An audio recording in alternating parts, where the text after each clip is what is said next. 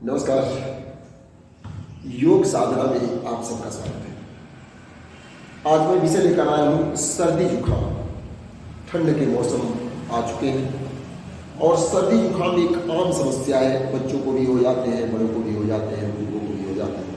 तो सर्दी जुकाम में हम क्या सावधानियां बरतें? योग अभ्यास तो बहुत जरूरी है।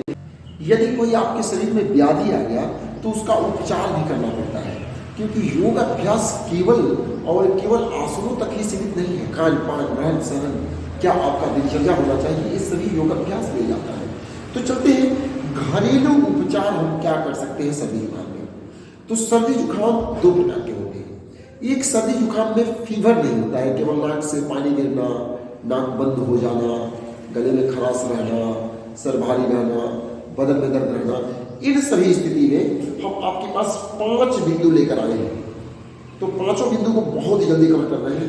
पहला बिंदु, आपको यदि सर्दी जुकाम है, नाक बंद है, उस स्थिति में गर्म पानी, एक पतीला में लगभग 1.5 से 2 लीटर पानी ले लीजिए, उसको गर्म कीजिए, पूरा उबालिए। खोलने लगे या खोलने से थोड़ी देर पहले भी उसमें 2 चम्मच नमक डाल दीजिए। नमक डालने के बाद उस पानी को उतार लीजिए। इस नमक उसमें मिल जाना चाहिए। जो उसमें स्टीम आ रहा है, हमारा पर्पस से होना चाहिए कि वो स्टीम को हम अपने नाक से खींचे और मुंह से छोड़ें, और साथ साथ वो स्टीम हमारे पूरे शरीर में, पूरे बदन में वो स्टीम लगे। यह स्टीम बात का ही कार्य करता है, लेकिन ये घरेलू है, घर पर ही आप कर सकते हैं।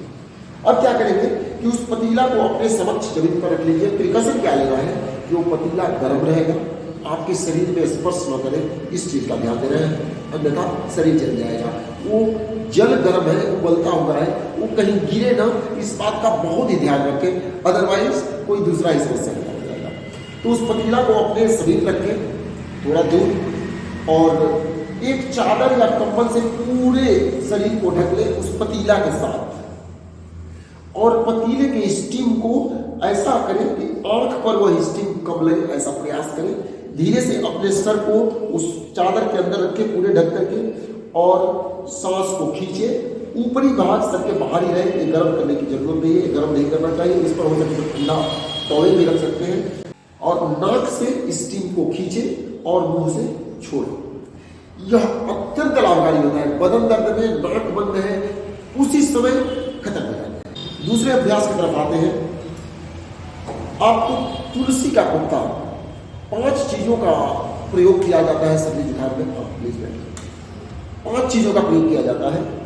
पहला, तुलसी का पत्ता या मंजर दे सकते हैं, अदरक, काली मिर्च, हल्दी, काला नमक और गुड़। इन सभी चीजों का, जैसे हम चाय बनाते हैं स्वाद के अनुसार, उसमें चीनी और नमक डाल करके आप काढ़ा का उपयोग कर सकते हैं।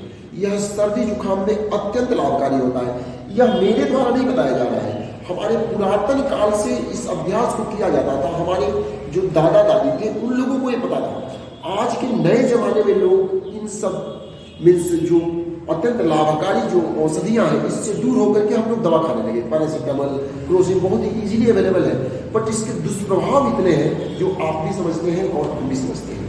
इसलिए दवा से दूर होकर के इसका सेवन कीजिए। कम से कम 3 से 4 बार दिन में सेवन कीजिए। सर्दी जुकाम आपके पास कभी नहीं आएगा, और आएगा भी तो जल्दी ही भाग जाएगा।